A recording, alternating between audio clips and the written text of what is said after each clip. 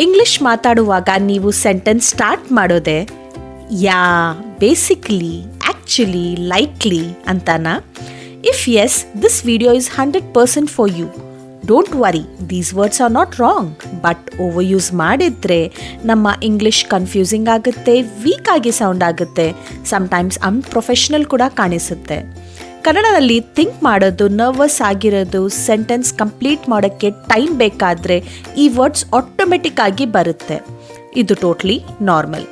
But today I'll show you why we overuse them, how they kill confidence and how to replace them with clear, confident English. ಇವತ್ತಿನ video ನಿಮ್ಮ spoken English clear ಮಾಡುತ್ತೆ, natural ಆಗಿ sound ಮಾಡುತ್ತೆ, confidence ಬೂಸ್ಟ್ ಮಾಡುತ್ತೆ. So let's start and speak English like a pro. Welcome back to the FOSPARKS, your English learning partner through Kannada. Now, let's understand why we use these words while speaking English. First reason is, we need thinking time. Brain answer think ಮಾಡಿರುತ್ತೆ. Meanwhile, ನಮ್ಮ ಬಾಯಲ್ಲಿ automatic ಆಗಿ ಯಾ, actually, basically ಅಂತ fill ಮಾಡುತ್ತೆ. Second reason is low confidence. ನಾನು ಕರೆಕ್ಟಾಗಿ ಹೇಳ್ತೀನಾ, grammar right ಇರುತ್ತಾ ಅನ್ನೋ doubt ಬಂದಾಗ ಫಿಲ್ಲರ್ ವರ್ಡ್ಸ್ ಬಂದು ಸೆಂಟೆನ್ಸ್ ಸ್ಲೋ ಮಾಡುತ್ತವೆ. ಮೂರನೇ ರೀಸನ್, ಸೆಂಟೆನ್ಸ್ ಸ್ಟ್ರಕ್ಚರ್ ಮೈಂಡ್ನಲ್ಲಿ ಕ್ಲಿಯರ್ ಆಗಿಲ್ಲ. ಸ್ಟಾರ್ಟ್ ಮಾಡಬೇಕು ಬಟ್ ಎಂಡ್ ಗೊತ್ತಿಲ್ಲ. ಸೊ ಬೇಸಿಕ್ಲಿ, ಆ್ಯಕ್ಚುಲಿ, ಲೈಕ್ಲಿ ಈ ಪದಗಳು ಟೈಮ್ ಬೈ ಮಾಡೋ ವರ್ಡ್ಸ್ ಆಗಿ ಬಿಡುತ್ತವೆ. ಫೋರ್ತ್ ರೀಸನ್, ಡೈರೆಕ್ಟ್ ಆನ್ಸರ್ ಕೊಡೋ ಫಿಯರ್. ಸ್ಟ್ರೇಟ್ ಆಗಿ ಆನ್ಸರ್ ಕೊಟ್ಟರೆ ರಾಂಗ್ ಆಗುತ್ತೆ ಅನ್ನೋ ಭಯದಿಂದ ನಾವು ಸೆಂಟೆನ್ಸ್ ಸಾಫನ್ ಮಾಡೋಕ್ಕೆ ಫಿಲ್ಲರ್ ಯೂಸ್ ಮಾಡ್ತೀವಿ. These words have a name. They are called filler words. Filler words wrong ಅಲ್ಲ, but too many fillers means poor communication. Message clear ಆಗಲ್ಲ, ಕಾನ್ಫಿಡೆನ್ಸ್ ಕಡಿಮೆ ಕಾಣಿಸುತ್ತೆ, and your English sounds weak. Now let's talk about the first word, yeah. Yeah is not wrong, but over use ಮಾಡಿದ್ರೆ ನಿಮ್ಮ English too casual, careless and less professional ಆಗಿ sound ಆಗುತ್ತೆ. For example, yeah, I finish the work. Yeah, I think it's okay. ಇದು grammatically correct, but professional ಕಾಂಟೆಕ್ಟ್ಸ್ನಲ್ಲಿ, especially ಆಫೀಸಲ್ಲಿ, ಇಂಟರ್ವ್ಯೂನಲ್ಲಿ, ಮೀಟಿಂಗ್ಸಲ್ಲಿ it sounds lazy. So what's the solution? Instead of ya, choose stronger words. ನೀವು yes ಅಂತ word use ಮಾಡಬಹುದು. Yes, I did. Yes, I agree. Sure or absolutely. ಈ ಥರ ವರ್ಡ್ಸ್ನ ಯೂಸ್ ಮಾಡಬಹುದು. For example, yeah, I send the email. Instead of that, yes, I have sent the email ಅಂತ use ಮಾಡಿ. Another common mistake, yeah, I completed the work. ಇದಕ್ಕಿಂತ better sentence, I completed the work. Now one more, yeah, we can meet tomorrow. Cleaner ಇಂಗ್ಲಿಷಲ್ಲಿ we can meet tomorrow ಅಂತ ಹೇಳ್ಬಹುದು. Simple rule remember ಮಾಡ್ಕೊಳ್ಳಿ. Office plus ಇಂಟರ್ವ್ಯೂನಲ್ಲಿ yes ಅಂತ use ಮಾಡಿ, yeah ಅಂತ ಪದನ ಯೂಸ್ ಮಾಡಬೇಡಿ. Small change but big improvement in confidence and professionalism. Now, let's talk about word number 2, basically. Many people use this word when they are not sure how to explain something clearly or when they want to avoid giving full details. Simple ಕನ್ನಡನಲ್ಲಿ ಹೇಳಬೇಕಂದ್ರೆ, explanation clear ಇಲ್ದಾಗ basically ಅನ್ನೋ word ಹೆಲ್ಪ್ಗೆ ಬರುತ್ತೆ.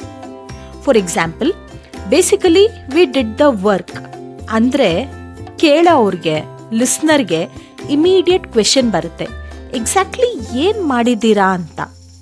Because sentence ಕ್ಲಾರಿಟಿನೇ ಇಲ್ಲ. In reality basically meaning add ಮಾಡಲ್ಲ, instead sentence clarity kill ಮಾಡುತ್ತೆ. So what's the better way? ಯಾವ ಆಪ್ಷನ್ನ use ಮಾಡಬಹುದು?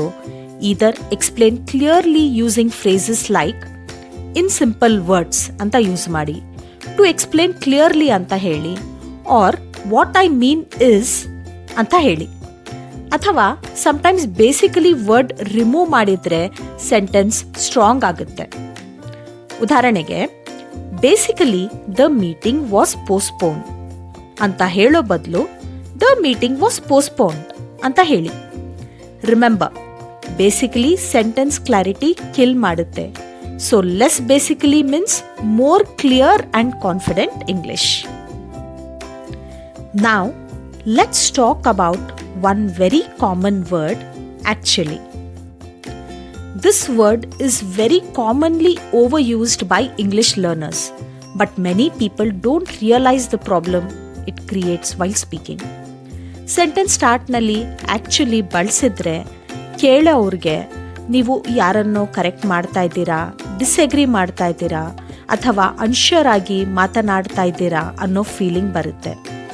Because of this, the sentence can sound defensive. For example, actually, I finished it. This sounds like someone doubted you and you're protecting yourself. So remember, actually should be used only in a limited situation. Limited situation alli matra actually word na ಬಳಸಬೇಕು. That is only when you are correcting wrong information. ನೀವು ಯಾರಿಗಾದ್ರೂ wrong ಇನ್ಫಾರ್ಮೇಷನ್ನ correction ಮಾಡಿದಾಗ ಮಾತ್ರ actually ವರ್ಡ್ನ use ಮಾಡಬೇಕು. ಈಗ ಉದಾಹರಣೆಗೆ actually the meeting is tomorrow ಅಂತ ಹೇಳ್ತೀವಿ.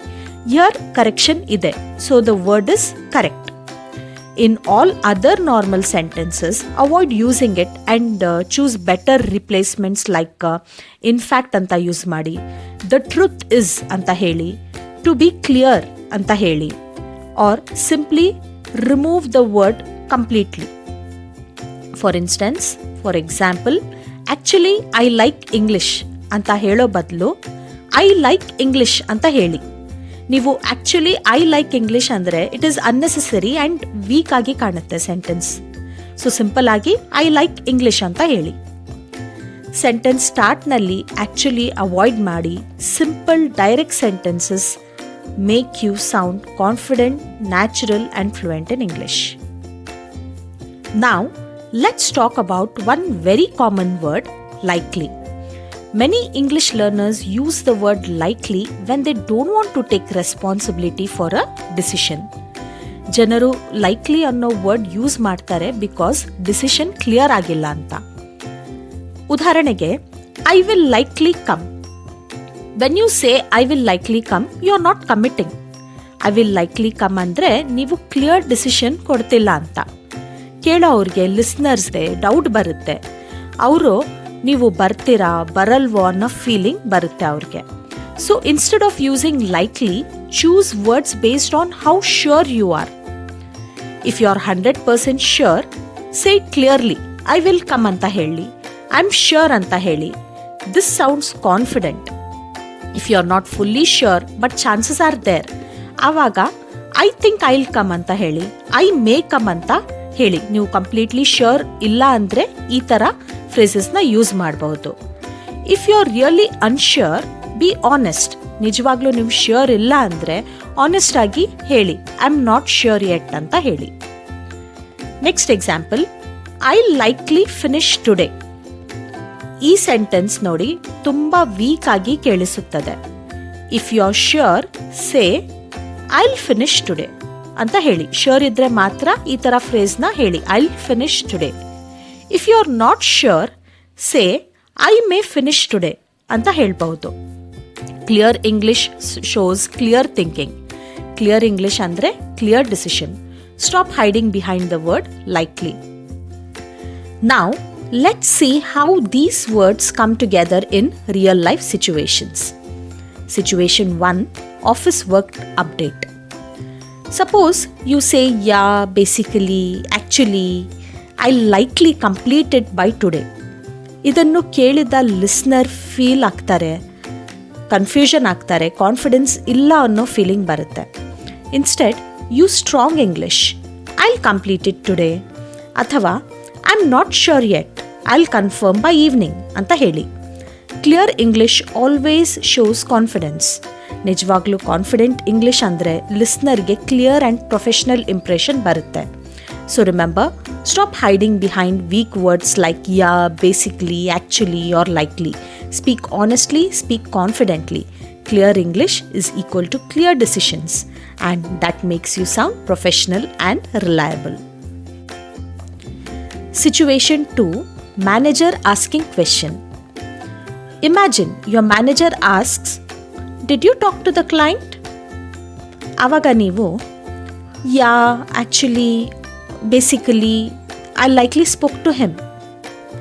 ಇದನ್ನು ಕೇಳಿದರೆ ಅವರು ಇಟ್ ಸೌಂಡ್ಸ್ ವೆರಿ ಅನ್ಶ್ಯೂರ್ ಮತ್ತು ಕಾನ್ಫಿಡೆನ್ಸ್ ಇಲ್ಲ ಅಂತ ಇಂಪ್ರೆಷನ್ ಅವರಿಗೆ ಸಿಗುತ್ತೆ.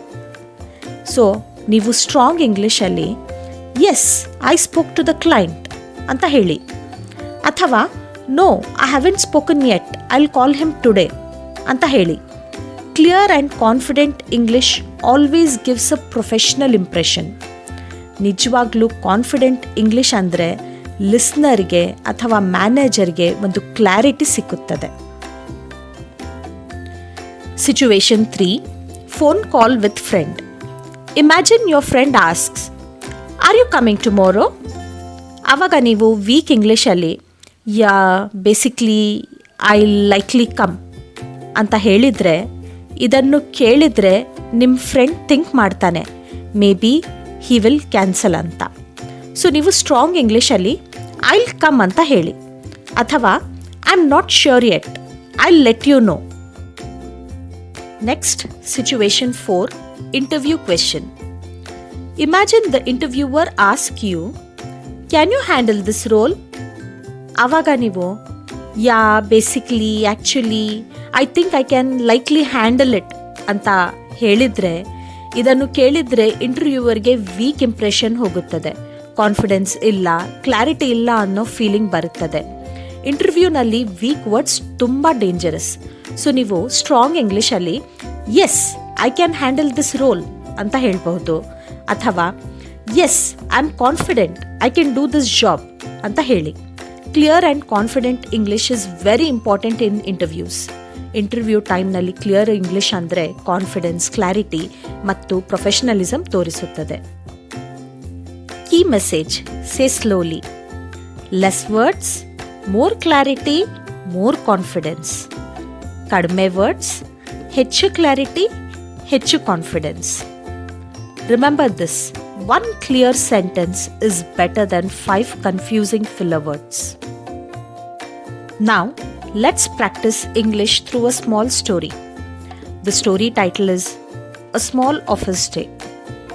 Ravi is going to his office. In the morning, his manager asks him, Ravi, did you finish yesterday's work?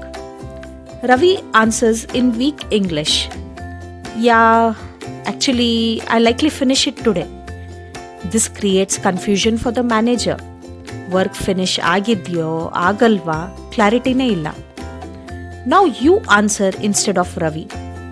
Pause the video and speak. A better answer is, yes, I'll finish it today. Or, I'm not sure yet. I'll confirm by evening. Later, Ravi's colleague asked him, are you joining us for lunch? Ravi again uses weak English. Basically, I likely come. The colleague is not sure and feels Ravi may cancel. Now it's your turn. Pause and answer clearly. Good answers are, I'll come, or I'm not sure yet. I'll let you know. In the afternoon, the manager asks again, did you mail the client? Ravi says, basically, I sent it. This sounds careless and unprofessional. Now, pause and answer with strong English. Say, yes, I have sent the mail. Or, no, I'll send it now. In the evening, before leaving the office, the manager asks, can you handle tomorrow's presentation? Ravi replies weakly, basically, actually I think I can likely handle it, which shows very low confidence. Now, pause and answer confidently. Say, yes, I can handle it. Or, yes, I'm confident. This is how you practice clear English. Less words, more clarity and more confidence. Now, story message. Ravi didn't lack English, he lacked clarity. ಕನ್ನಡದಲ್ಲಿ ಹೇಳಬೇಕಂದ್ರೆ ರವಿಗೆ English problem ಇರಲಿಲ್ಲ, clarity problem ಇತ್ತು. When Ravi removed yeah, basically, actually, likely, his English became clear, confident, professional. So remember, less filler words, more clarity, more confidence. Conclusion. From today, remember this. Fluent English means not fast English, not long English. Fluent English means clear English, honest English. So avoid these words. Instead, use simple alternatives. Simple English is more powerful. Comment below ನೀವು ಯಾವ word ಹೆಚ್ಚು use ಮಾಡ್ತೀರಾ ಅಂತ. Like, share and subscribe to the 4Sparks Kannada ಮೂಲಕ Simple English Learning. See you in the next video.